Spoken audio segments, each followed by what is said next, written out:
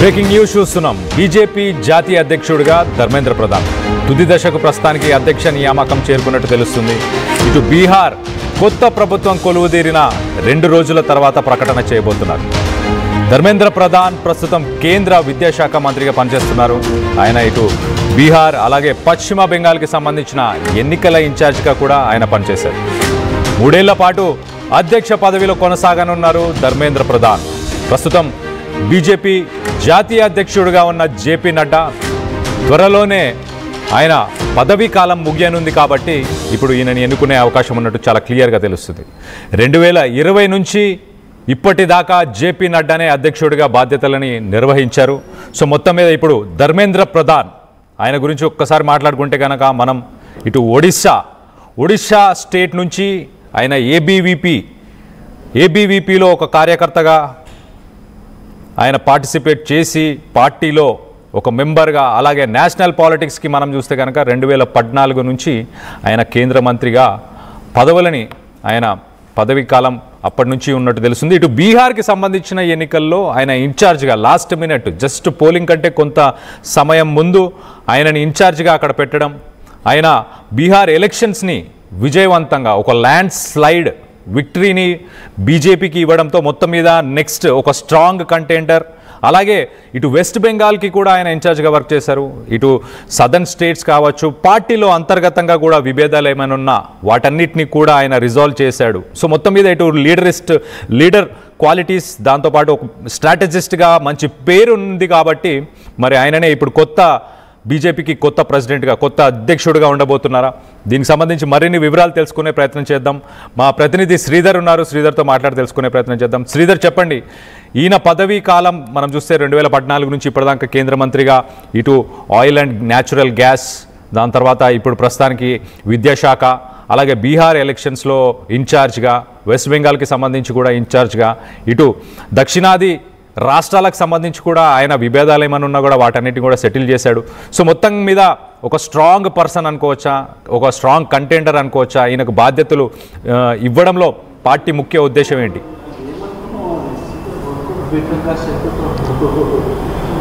ఏకల్నట్టు డెఫినెట్గా కూడా ఒక బలమైన నేతను జాతీయ అధ్యక్షుడిగా పెట్టాలన్న యోచనలో బీజేపీ ఉంది. అందుకే ధర్మేంద్ర ప్రధాన్ దానికి ప్రస్తుత పరిస్థితుల్లో కూడా సరైనటువంటి వ్యక్తి పార్టీ అని చెప్పి పార్టీ ఒక నిర్ణయానికి వచ్చినట్టు సమాచారం. ఇప్పటికే అటు 2020 నుంచి కూడా 23 వరకు కూడా అటు ఆ ప్రస్తుత అధ్యక్షుడు జేపీ నడ్డా పదవీకాలం ముగియాల్సి ఉంది. కానీ ఆ తర్వాత వెంటనే కూడా పార్లమెంట్ ఎన్నికలు వచ్చాయి. 2024 పార్లమెంట్ ఎన్నికలు, 2023లో వివిధ రాష్ట్రాల యొక్క అసెంబ్లీ ఎన్నికలు ఉన్న నేపథ్యంలో ఆయనకు సంబంధించి కూడా జేపీ నడ్డా యొక్క పదవి కాలం జాతీయ అధ్యక్షుడిగా కూడా పొడిగిస్తూ వచ్చారు. ఇప్పుడు ఎందుకంటే అటు బీజేపీకి సంబంధించి చూసాం, బీజేపీకి సంబంధించి మెంబర్షిప్ అయిపోయింది, అధ్యక్షుడికి సంబంధించిన ఎన్నిక ప్రక్రియ అనేది కూడా దాదాపుగా అయిపోయింది. యూపీ ఎలక్షన్ కోసం కూడా యూపీలో జరుగుతున్నటువంటి దానికోసము యూపీలో కుంభమేళ కోసం కొంత ఆపారని గతంలో చర్చ జరిగింది. ప్రస్తుతం అధ్యక్షుడు ఏ క్షణమైనా కూడా కొత్త అధ్యక్షుడిని ఎన్నుకుంటారని చెప్పి కూడా పార్టీలో చర్చ జరిగింది. ఆ తరుణము రానే వచ్చింది. అది ధర్మేంద్ర ప్రధాన్ కూడా దాదాపుగా బీజేపీ జాతీయ అధ్యక్షుడిగా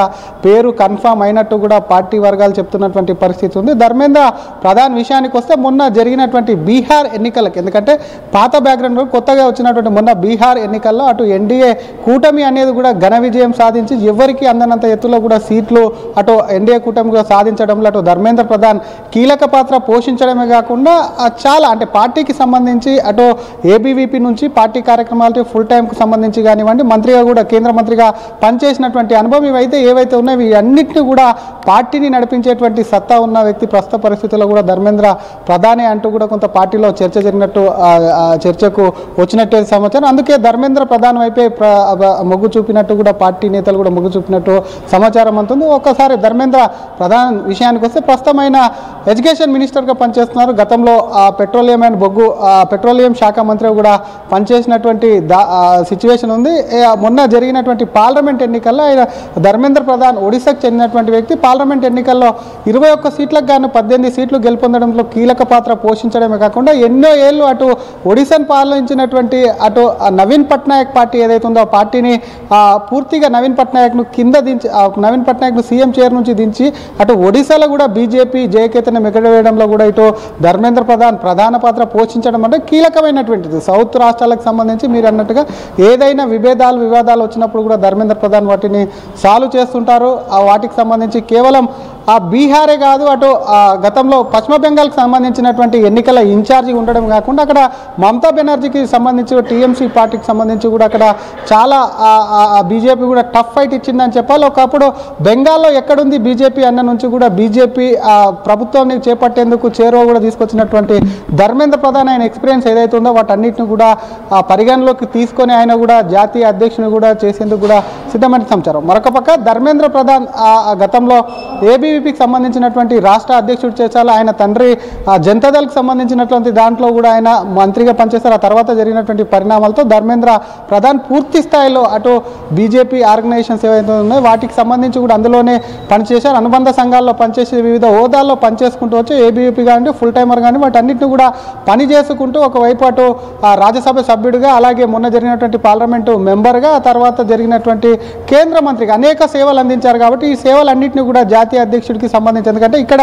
సౌత్ స్టేట్కి సంబంధించి విభేదాలుగా నార్త్ స్టేట్ అయినటువంటి బీహార్ కానివ్వండి, ఇంకోటి ఈస్టర్న్ స్టేట్ అయినటువంటి అటు బెంగాల్ కానివ్వండి, ఏ రాష్ట్రాల్లో కూడా పని అప్పచెప్పినా సరే అక్కడ సక్సెస్ చేయడమే కాకుండా పార్టీకి సంబంధించి పెద్ద ఎత్తున పార్టీని ముందుండి నడిపించి పార్టీ విజయ తీరాలకు చేరుస్తున్నాడు. కాబట్టి అటువంటి వ్యక్తికి సంబంధించి మాత్రం ప్రస్తుతం కూడా బీజేపీ జాతీయ అధ్యక్షుడిని నియమించేందుకు కూడా పార్టీ సిద్ధమైందని చెప్పాలి. ఇంకో పక్క దాదాపుగా జేపీ నడ్డా విషయానికి వస్తే ఇందాక చెప్పుకున్నట్టు 2023లో ఆయన పదవి కాలం ముగిసినప్పటికీ రాష్ట్రాల ఎన్నికలు కానివ్వండి పార్లమెంట్ ఎన్నికల ముందు డిస్టర్బ్ చేయడం ఎందుకని కూడా పార్టీ ఆయనను కొనసాగింపంటూ వచ్చింది. మరొక వైపు ఇప్పటికే 1.5 పైగా కూడా ఆయన పదవి కాలం కూడా పొడిగింపు అవుతూ వస్తున్నటువంటి సిచ్యువేషన్లో ప్రస్తుతం మొన్ననే బీహార్ ఎన్నికలకు సంబంధించినటువంటి రిజల్ట్స్ వచ్చింది. ముఖ్యమంత్రి అభ్యర్థికి సంబంధించిన విషయంలో కూడా ధర్మేంద్ర ప్రధాన్ అక్కడ ఇన్ఛార్జ్ ఉన్నాడు. కాబట్టి ఆయనకు సంబంధించి కూడా కీలకమైన సూచనలు తీసుకుంటున్నటువంటి ఈ సిచ్యువేషన్లో ప్రస్తుతం ఎటువంటి ఎలక్షన్లకు కొంత గ్యాప్ ఉంది. కాబట్టి కొత్త అధ్యక్షుని పెట్టి కొత్త ముఖంతో ఎన్నికలకు వెళ్ళాలి. ఎందుకంటే మళ్ళీ పార్లమెంట్ ఎన్నికలు దాదాపు 3.5 సంవత్సరాల వివిధ రాష్ట్రాలు నెక్స్ట్ అటు తమిళనాడు కానీ పశ్చిమ బెంగాల్ వంటి రాష్ట్రాల యొక్క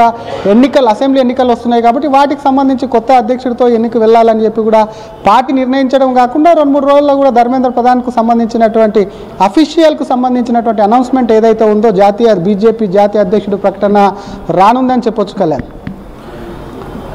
right Sridhar, thanks for the latest update. So మొత్తం మీద ఇటు ధర్మేంద్ర ప్రధాన్ ఆయన ఒక ఏబీవీపీ రాష్ట్ర అధ్యక్షుడిగా ఇటు ఒడిశా స్టేట్కి సంబంధించి రాష్ట్ర అధ్యక్షుడిగా పనిచేసి దాని తర్వాత బీజేపీలో ఆయన నేషనల్ పాలిటిక్స్లో ఒక నేషనల్ లీడర్గా ఎదిగాడు. దాని తర్వాత ఒక 2 దశాబ్దాలు 2 డెకేడ్స్ ఒక సెంటర్కి సంబంధించిన పోర్ట్ఫోలియోలో ఆయన పనిచేశాడు. ఇటు పెట్రోలియం, న్యాచురల్ గ్యాస్, దాంతోపాటు స్కిల్ డెవలప్మెంట్ అండ్ ఆంటర్ప్రెన్యూర్షిప్, ప్రస్తుతానికైతే విద్యాశాఖలో ఆయన పనిచేస్తున్నాడు. ఎలక్టోరల్ ఆఫీసర్స్ ఒక్కసారి మనం చూస్తే కనుక ఆయన రాజ్యసభ మెంబర్గా కూడా రిప్రజెంట్ చేశాడు బీహార్ని గతంలో కూడా. సో దాని తర్వాత ఇప్పుడు లోక్సభ ఎంపీగా ఇటు సంబల్పూర్, ఒడిశాకు సంబంధించిన సంబల్పూర్ నుంచి లోక్సభ ఎంపీగా కూడా ఆయన బాధ్యతలు నిర్వహిస్తున్నారు. సో మొత్తం మీద 2024 జనరల్ ఎలక్షన్స్ అయిపోయిన తర్వాత జేపీ నడ్డాని అప్పుడు ఆయన పదవీ కాలాన్ని పొడిగించారు. ఎలక్షన్స్ దృష్ట్యా ఎలక్షన్స్ ఉన్నాయి కాబట్టి ఆయన సర్వీసెస్ ఇంకా కావాలి అని పార్టీకి అనిపించి ఆయనను ఎక్స్టెండ్ చేశారు. కానీ ప్రస్తుతానికైతే ఇప్పుడు ధర్మేంద్ర ప్రధాన్ని ఖచ్చితంగా తీసుకునే అవకాశం, అనౌన్స్ చేసే అవకాశం ఉంది రానున్న రోజుల్లోనే. ఇటు బీహార్ ఎలక్షన్స్కి సంబంధించి బీహార్ గవర్నమెంట్ ఫామ్ అయిపోయిన ఒక 2 రోజుల తర్వాత అనౌన్స్ చేసే అవకాశం ఉన్నట్టు చాలా క్లియర్గా తెలుస్తుంది. ఒకసారి ఆయన బీహార్ ఎలక్షన్స్లో ఆయన ఏం చేశాడన్న దాని గురించి ఒకసారి మనం ఆలోచిస్తే కనుక బీహార్లో ఆయన క్యాండిడేట్స్ని సెలెక్ట్ చేసే దగ్గర నుంచి అలాగే బూత్ లెవెల్లో కూడా నాయకులతో అందరితో మాట్లాడి ఇటు బీజేపీ అలాగే ఎన్డీఏకి సంబంధించిన పార్ట్నర్స్ ఎవరైతే మిగతా పార్టీలు ఎవరైతే ఉన్నారో ఆ పార్ట్నర్స్ అందరినీ కూడా ఆయన మమేకం చేసుకొని ముందుకెళ్లారు. ఆ ఎన్నికలను కూడా విజయవంతం చేశారన్న ఉద్దేశంతో ఇటు మోడీ నితీష్ పార్ట్నర్షిప్ ఏదైతే ఉందో దాన్ని క్యాంపెయిన్గా ఒక సెంటర్ పీస్గా దాన్ని యూజ్ చేసి ఆ ఎన్నికల్ని గెలవడం కానీ, అలాగే బీజేపీ అలాగే నితీష్ కుమార్ వీళ్ళ అలయన్స్తో పాటు సీఎం ఫేస్గా నితీష్ని సెలెక్ట్ చేయడం కానీ, ఇటు ఎన్డీఏకి సంబంధించిన క్యాండిడేట్స్ లిస్ట్ కావచ్చు, ఎవరైతే ఎమ్మెల్యేలుగా అలాగే ఎంపీలుగా ఎవరైతే ఉండాలి అన్న ఆ క్యాండిడేట్స్ సెలెక్ట్ చేయడంలో ఆయన స్ట్రాటజీ కానీ, సో మొత్తం మీద ఇటు దక్షిణాది రాష్ట్రాలకు సంబంధించి నాయకుల మధ్య విభేదాలు ఉన్నా కూడా వాటిని ఆయన ఇంతకుముందు రిజాల్వ్ చేసిన ఆయన లీడర్షిప్ క్వాలిటీస్ కానీ ఇవన్నీ చూసి మొత్తానికైతే ప్రస్తుతానికైతే బీజేపీ నెక్స్ట్ పార్టీ ప్రెసిడెంట్గా ఇటు ధర్మేంద్ర ప్రసాద్ని ఎన్నుకోబోతున్నారు. దీనిపై మీ అభిప్రాయాలు ఏంటనేది కింద కామెంట్ రూపంలో తెలియపరచండి.